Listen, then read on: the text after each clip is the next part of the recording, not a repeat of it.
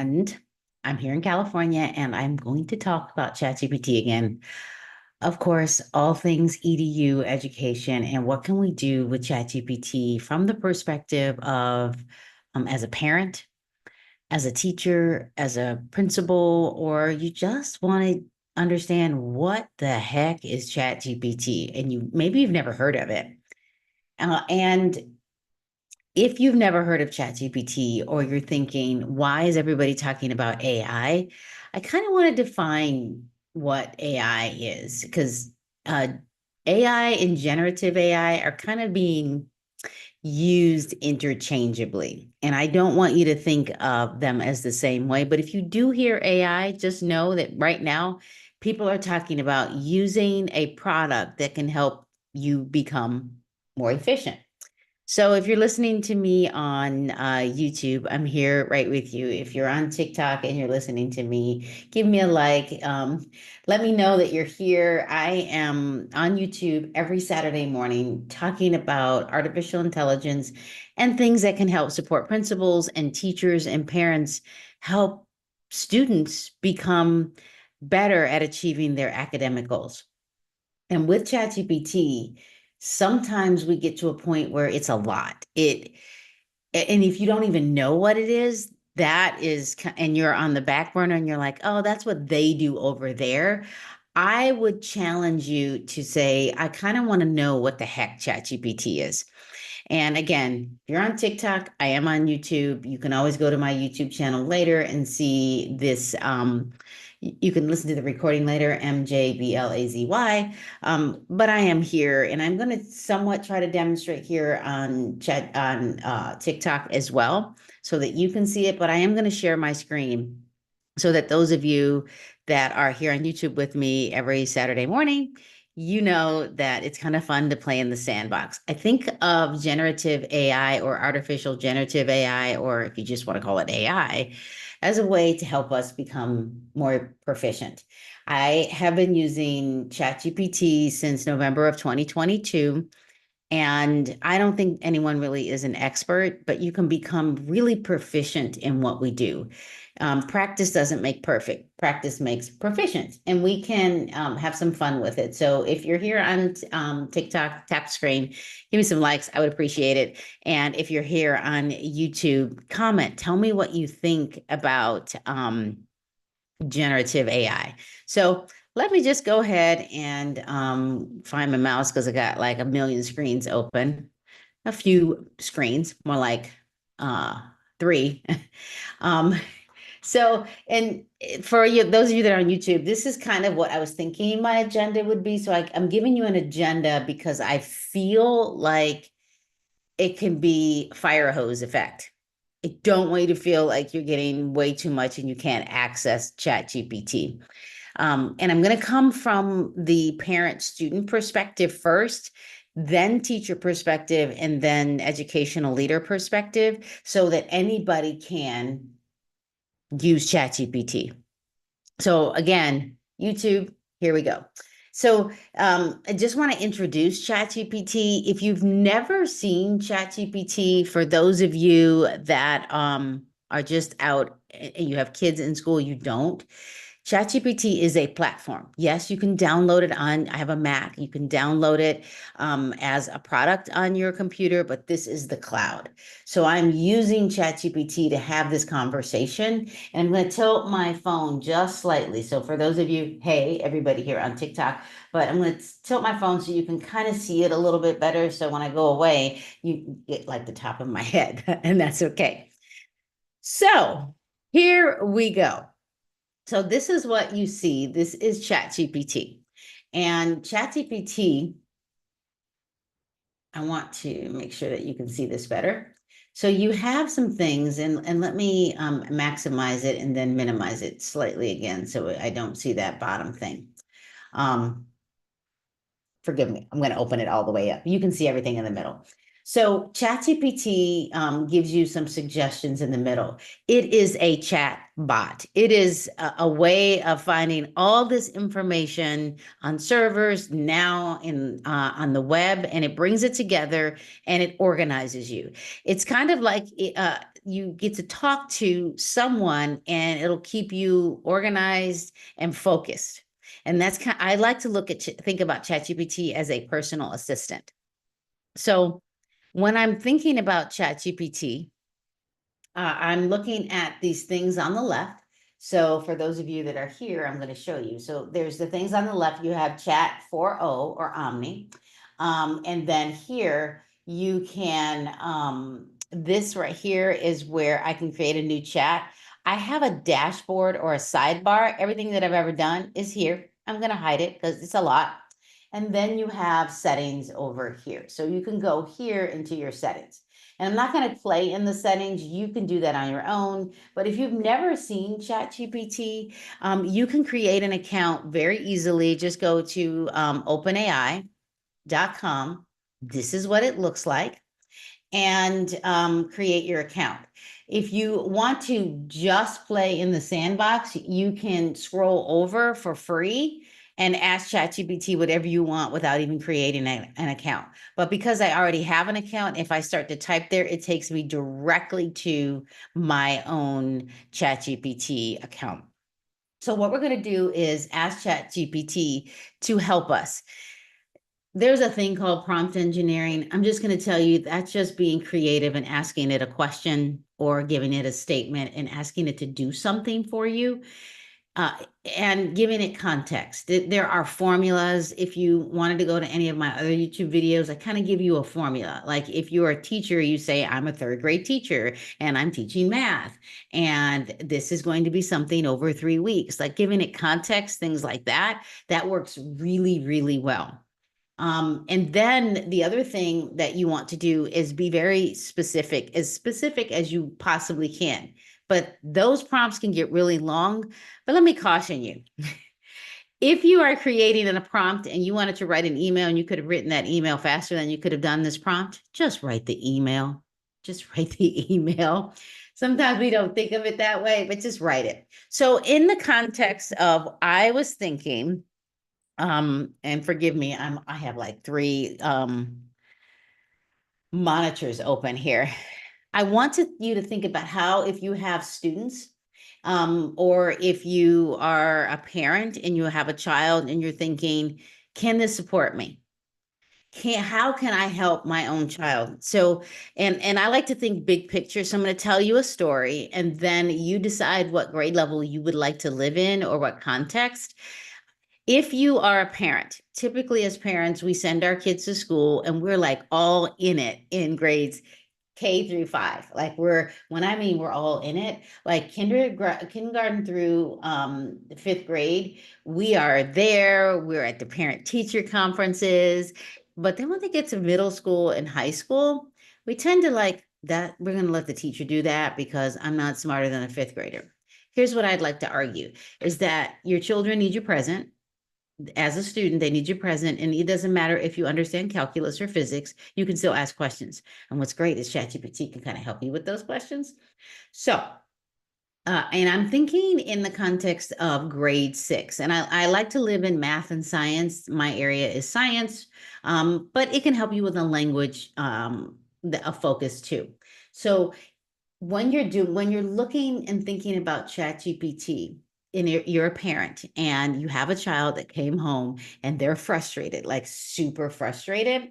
Let's say they're frustrated and it's grade 6 and they're learning, yes, they actually learn absolute value in 6th grade. And you're thinking, I don't know how to help them with absolute value. I'm done. I'm through. I can't help them anymore. Here's what you can do. You can take their assignment. First of all, you could almost upload it because there is a little paper clip here. There's a paper, let me just turn it slightly. So you have this paper clip here. You could upload their assignment and ask for help. Now, can ChatGPT do it for you? I'm cautioning you to use ChatGPT as a support. So you can ask ChatGPT, help me understand absolute value for grade 6. My child needs support. Make this simple. Just something like that. and it'll spit out some information for you. To make it just a little bit easier for you to see, those of you that are on TikTok, you can see this from the perspective of, look, it tells you what it is. Like, for example, the value of 5 is 5 because 5 is 5 steps away from 0. The absolute value of -5 is also 5 because -5 is 5 steps away from 0. Some of you probably have a light bulb moment and we're like, man, I wish I had ChatGPT when I was in school, because this is exactly what absolute value is. It's the distance from 0. And I like thinking about absolute value because it's fun, because we have temperatures, whether you're Celsius or Fahrenheit, it's the distance from 0.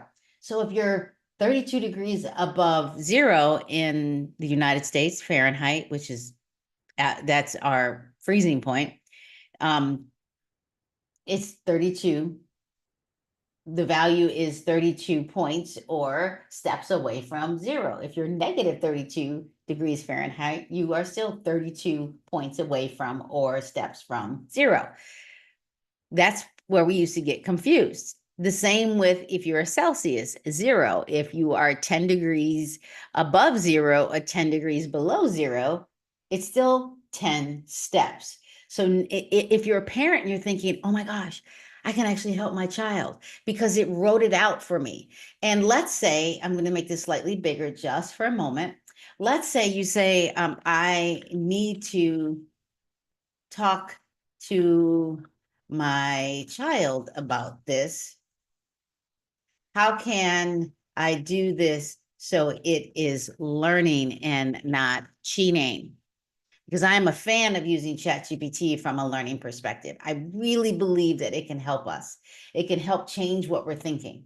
It gives you questions, and I know it's a lot right now. And what do you think absolute value means? Same, if you're a teacher, same thing. You can do this as a teacher. How can you show me how far -3 is from 0 on a number line? What do you notice about the distance of the positive and negative numbers? Like, you open-ended questions. You can do this as a teacher. And, teachers are guides. We don't have to know everything. Parents, you don't have to know everything either to help and support your child at home. But sometimes you just need this extra support. And I would argue, I'm going to stop sharing for a moment. I would argue that we get so caught up in what we're doing for children that we forget that we're guiding them to learn and to own their learning. We want them to own what they're learning and understanding how and what the idea is of the learning, so that they get better at understanding how they can go figure it out, how to figure it out. Now, if your child is in high school, they probably already know about ChatGPT. This is an artificial generative AI. You might have heard it as generative artificial intelligence, but these are things that we can really support our own children with. And it's kind of fun. You can get caught in, I will call, the Alice in Wonderland hole, the pit of darkness. You can go down the rabbit hole. You can get really caught in here. But let it support you. I have done this, and I've been on ChatGPT for hours sometimes because I'm so intrigued by what the output is and how it can help me. So, and then it goes on to say that you can use these real life examples. It says, guide, don't tell. When working on homework or problems, resist the temptation to give answers, instead of guide them with prompts. Can you show me what happens if we ignore the negative sign for a moment? Let's check the number line. And then it says, encourage independent problem solving. If you're a teacher, I'm going to give you some information. We call this space practice, or time to allow students to retrieval practice. That means let children do some stuff on their own. Let children do some stuff on their own. Let them practice. Let them do it by themselves. I mean, if you're homeschool, if you're homeschooling, this is like a brilliant thing. I mean, I love public education. I work in the public education arena and I fully support that. I also support, how you want to educate your child and how to help them get better at getting better. Like, why not use ChatGPT as a learning device instead of thinking, oh my gosh, they're cheating and everybody's focused on this cheating piece. You can use it to help support you. Now, if you're thinking, okay, so yes, this was great and all, but I'm a teacher and now I know my students can use this at home. What can I do? And I'm going to stay in the same chat. And I want to show you that I could go to a new chat, but I want to stay in this same chat. And the reason why is because now I'm going to use this from a teacher perspective. Okay. And I'm going to show you something in the state of California. So for those of you that are not teachers, that's okay. Say you want to just kind of know where these state standards are. This is what I did. I went to the state standards for California. And for those of you that are like, oh my gosh, we're learning new math. Math is still the same. Math has not reinvented itself. It's just a way we've reorganized it. Maybe it's a new strategy, but some of the strategies that you're learning today, I learned in the 1970s. So take a moment. So what I wanted to show you is that this is grade 6 for the state standards. And I wanted to show you that it does talk about absolute value. So this was a 6th grade standard.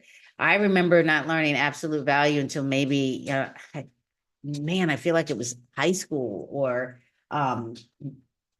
like I really understanding it might have been older. Like I'm almost like thinking that I was surprised when I realized that 6th grade was absolute value. But I like that because in middle school science, we talk about absolute value when we talk about temperature and deriving temperature from Fahrenheit to Celsius and absolute zero, boiling points, freezing points. So for me, I'm thinking, yes, I love this. So if you are a teacher, and you're like, oh my gosh, okay, so let's go back. I just want to point out again that my agenda today was this, like I'm going over I went over the introduction to ChatGPT, supporting your child using, like I did a math demo.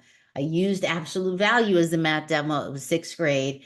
And then I gave you a story, like your child comes home, they're like, I don't get it. And how can I use ChatGPT? I did that. So if you're on TikTok and you go to NJBLAZY, you can get the recording for this because I'm doing this on YouTube as well. Then now I'm going to go into how teachers can use this same concept to help them lesson plan for this. Now the state standards are also for teachers. Let me open this up just slightly. The state standards are aligned with the California CDE math framework. So if you've not seen it, don't be alarmed. The math framework was adopted in July of 2023, where the ELA framework was already around since 2014. What's the difference? This is the how to. Let me slightly minimize it so you can see it a little better. This is the how to use math, and you're like, oh my gosh, it's a lot. But if you take a step back, it kind of organizes it by grade. So, and I like to live in this area up here, like the mathematical practices and discovering and practicing with math. So I wanted to point this out. And then what I wanted to also do is I wanted to grab this state standard so that you can see what I can do as a teacher. So I'm using this same framework or this same chat.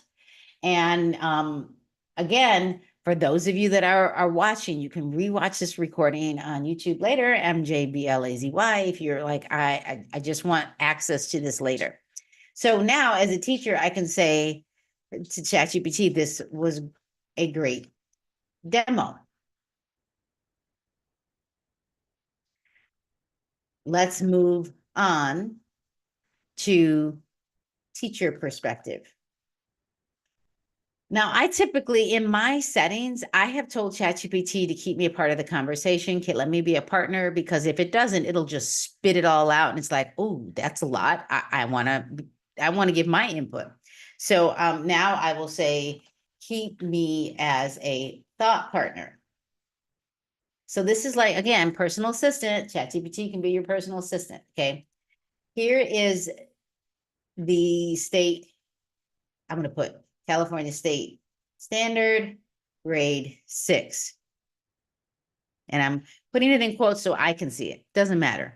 You don't have to do that. That I want a lesson for. Let's talk it through. So now I hit enter. It's, it's thanking me, ChatGPT is being kind. It's saying objective. The objective here is for students to, it's telling me what is in this state standard. It's telling me to understand and define absolute value, interpret absolute value as a distance from zero. Because remember, it doesn't matter if it's negative or positive. We saw that. And then engagement, apply absolute value to real world scenarios. I am a fan of that. I like weather. I like the temperature. I also like using like above and below sea level. That one's a good one. And so those two I really like to play around with. And if you don't know, you can ask ChatGPT to give you ideas. Now, look, it still spit it all out. Like, you did this for me. I want to be part of the creation. I want to be part of this creation process. Like, stop doing that to me. So you still, okay. It's still doing it. Okay, it's at least giving me questions. Okay. Objective. How do you want students to express their understanding about absolute value? We could go with something like giving me some suggestions. Students will be able to define absolute value as the distance from zero and apply it in real world situations. Like, I almost want to stay with just that, because there's what we do as educators. I'm just going to stop sharing my screen for a second. The state standards are bundled. We have to break the state standards down and focus on one thing at a time. And then once we have taught all of the state standards, then we do what's called interleaving. We interleave different concepts together. So that's something that we want to be very cognizant of. So let's go back and let me share my screen again. So that, again, it gave me everything. Okay. Let's stick to defining the concept first. And because you can develop this plan, how long does it normally take you to develop a lesson plan if you're a teacher? How long does it take you to have these conversations with yourself so that you can get things done? Sometimes, days. Like, I remember it would take me days to come up with a lesson and creating, what I wanted to do, and even an experiment, because I probably would have added an experiment with this if I was teaching this as a science concept. I probably would have brought frozen H2O, water, ice, and I would have probably brought other types of frozen objects that can melt, because we don't realize that other things are frozen, like dry ice, like CO2. And I would have talked about that. So it gives me a lot of examples here. Let's break this down. And I would say this will be day 1 and 2. And leave it at that. Sometimes we think that we need to do the entire standard. Now, remember, I showed you the entire standard. That's all of it. Like, this is a lot. This is so much here. We're in stuck mode. We think about this as like, look at all of this. It's telling you A, B, C, and D. Like, I would have broken A, B, C, and D up, and then I would have even looked farther or further into this and broken up each one of these. So when we're teaching, start with the small steps. And then once you have the whole concept together, then you can do what we call interleave. Get kids to talk about it. How does it relate? Let them talk to their peers and things like that. So it did all of this for me, and it set an objective, a warm up, and you can choose to do this or create your own. Now I can say, let's go to the next step. Now I would probably go back up here and look at what it originally did for me. And right here, like, this would be the next thing. Like, first of all, you defined it. Now you can show me what it looks like. And this would be day 3 and 4. And you know your students, so you would definitely want to think about how much this, how much you can do and how much you can push. So that's what I would do for day 3 and 4. And then I would go back up here and go, let's see, what else did it offer me? Now, it's never going to be the same. So, and then absolute value in real world problems. And then this could be day 5 and 6. Then the next 2 days, we will do interleaving practice. Like, this is what I would do. Also include spaced practice. Let's see, I say spaced practice and retrieval practice. If you're like, what is retrieval practice? So retrieval practice is giving students time to write things down quietly on their own, then talking to their peers, and then so retrieving what they've learned, and then they would be able to have space practice, bring it up the next day. Maybe they're in between other content things, and then interleaving practice, taking all of the things that were in that standard and interleaving them together. So things like that. So then I would just hit enter and we would go and see what would happen. So now it's giving me, now it's saying this, and I would say, write all the days in one lesson. So after it's finished, I would have it so I can grab it, copy it, and paste it maybe into a Google Doc or a Microsoft Word, and just increase the content so that I can save it somewhere else. So now that it's finished, I would say all the lessons in one thing. Like, I think that as teachers, we get caught up, and I'm on YouTube if you didn't know that. And if you want the saved version on YouTube, MJBLAZY under the live section, this way you can see it in its full context. So this is what you can do with students. You start with ChatGPT from the perspective of how can I use it to help me become more proficient? How can I do this to make it better for me? And then I would say write it all in one lesson. Hopefully it starts with day 1. See? So within a 15-minute span, maybe even 10, maybe this was 5 minutes. I don't even know.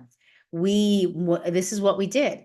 We started from the beginning. I showed you as a parent that your child came home. It was like, I'm learning absolute value. Oh my gosh. I don't know what to do with that. Then it gave you some ideas on what it meant so you could, help your child. Then I said, well, I need to talk to my child about this. How can I do this in learning? So it's learning and not cheating. And then it gave you some ideas. And then I said, okay, now I'm a teacher. How can I help my students learn this? Because it's been a while, or I went from 4th to 6th grade. And then I showed you that we have the state standards. You can go and find these state standards. And I showed you that this is a 6th grade standard. Oh my gosh, 6th grade is absolute value. 6th grade is absolute value. I, I, I can't even remember when I was learning absolute value, but I'm sure it was probably in science in high school, maybe 8th grade. And which is great when they learn this, because by the time they get to someone like me that teaches science, specifically physical and chemical, this is what we want them to know. This is what we want them to know. And then I asked it to break it down and keep me part of the conversation. This one I really loved. Like, it gave me some objectives. It gave me examples of warm-ups. Like, you can start with a scenario, asking the class to imagine they are tracking temperature in 2 cities. City A, 10 degrees. I would actually have them go online. I mean, they might even have their own smartphone. Let's go find some cities, like make it real world, because they can find this anywhere. And then it redefined it for you, visualizing it on a number line. That's real world, because temperature is a number line, above and below sea level is a number line, because when you're right at sea level or on land, that's 0. Above, positive. Like, I used to live 4,000 feet above sea level.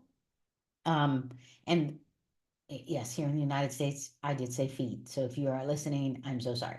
And then we have so many feet below sea level. You wonder why people live in those towns because you're like, you're going to be washed away one day. But those are like, those would be really great conversations with students. Like, would you live in New Orleans? Would you live in an area where they're below sea level? Why is it harder to breathe when you are going from 2,200 feet above sea level to 4,000 feet? Or what did you notice? Why do your ears pop when you are flying in a plane? Things like that. And then it gave me the final outcome of the lesson because I asked it to break those down.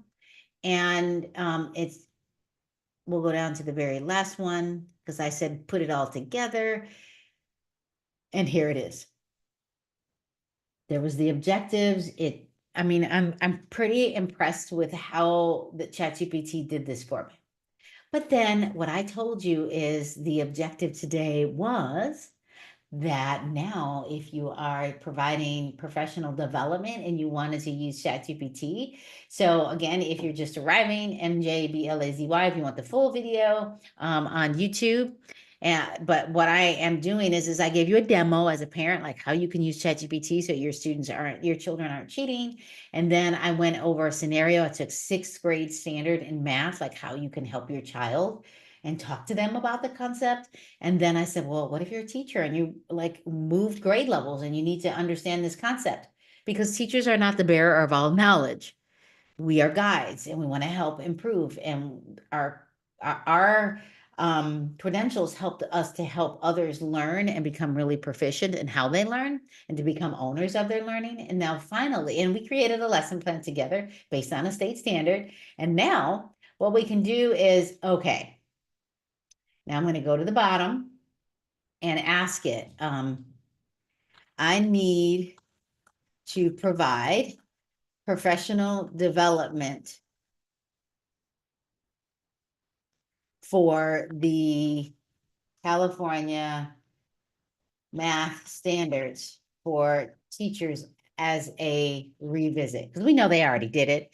I want to include, let's go and look at the standards. Like, what if you're a new principal and you're like, ooh, this can help you as a parent to understand the state standards. So, bear with me. You're like, oh my gosh, I'm a new principal and I want to help them. My area is physical education, history, English, but I want to help them with math. I'm going to show you this whole document. Like, this is the state standards for mathematics. And now I'm downloading it. Okay. Now I'm going to say, oh, this is the OpenAI platform where you can create an account. Now so I want to include the mathematical practices and state standards. I was not a math teacher. Help me organize.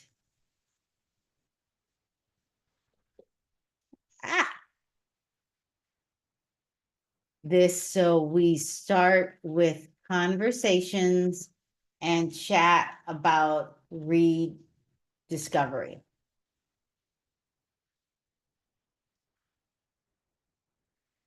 Use the standards. Now here's the key. Look, check this out. So again, I'm just gonna leave that misspelled because I'm having a moment because I can't see it. So I am grabbing, for those of you that are on TikTok, I am grabbing the PDF and I'm going to upload it here. I am going to make this slightly a little bit easier for you to see. Let me move it slightly over. And I'm going to hit enter. Okay.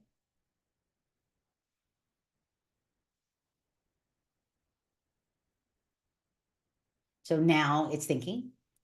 It's giving me an outline. Now, if I was a principal, I'm going to read this outline first and then tweak it because there's so much going on here. But it's like a welcome session. I don't need all that probably. How have the standards influenced your teaching over the past few years? What are aspects of the standards you feel confident about? What would you want to revisit? And then conversations about them reviewing the mathematical practices, diving into the math content, conversation starters.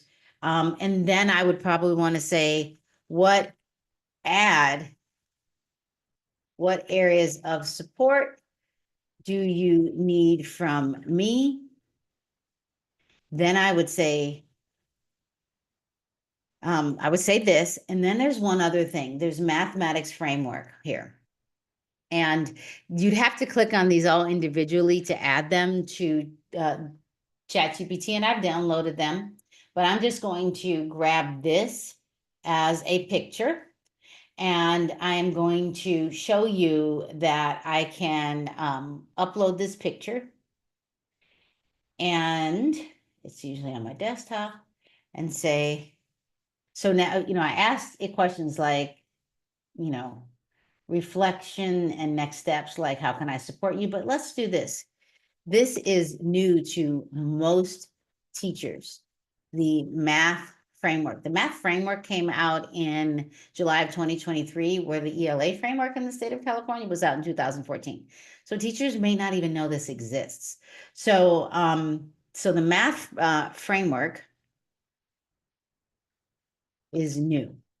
How can we dive into this slowly over the year to improve student um, academic outcomes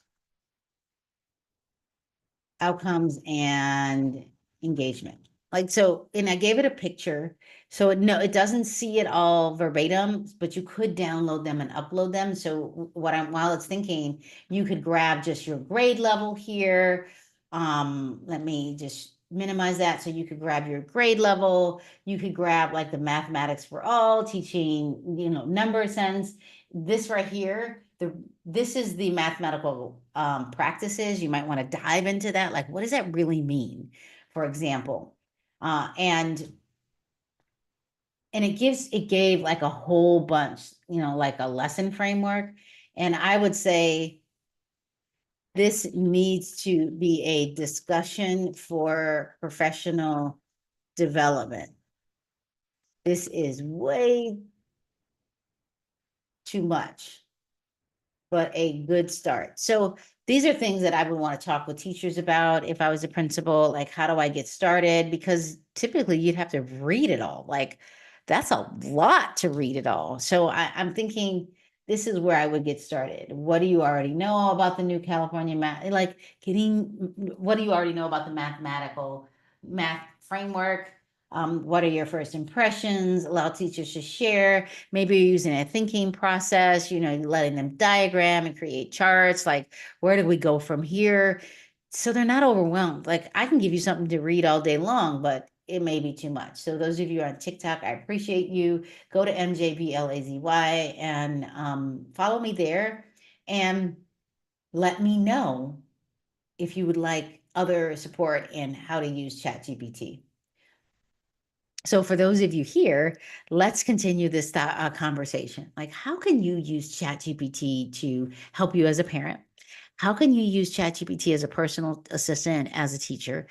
How can you use it as a school leader or whatever you're doing in your organization? How can you make it a think tank, a thought partner to help you become organized? Because you know who you are. For me, if I start cleaning my kitchen and I have something in the kitchen, I take it to the bedroom, I start cleaning the bedroom. If I have something in my bathroom or something in the bedroom that needs to go to the bathroom, I go to the bathroom, I start cleaning the bathroom. I'm so much better, but our brains wander, and we want our brains to wander, but we also want to wonder what else we could do to become more efficient and proficient when we are thinking about thinking. But again, I would caution you, if it takes you 20 minutes to write something in ChatGPT to create an email that you could have written in 1 minute, do that instead. Going down the rabbit hole, the Alice in Wonderland spinning rabbit hole, and you're like caught in ChatGPT for hours. You may want to not want to do that. But if that's something you chose to do for the day and you're like, I'm going to spend 3 hours researching how to play with ChatGPT and what I can do with ChatGPT, do that. and have fun with it. So, with that, thank you so much for listening to me today. Come back often, comment, tell me how you're using ChatGPT, give me some questions. I will soon be providing a QR code in the near future on a ChatGPT online webinar that I'll be doing. It'll be free, especially for parents, teachers, and site leaders. That it will probably be in December on a Saturday morning, so you'll have plenty of time to plan. It'll be about an hour with some Q&A, and I want you to come and join me. So again, thank you so much, and enjoy, really, really enjoy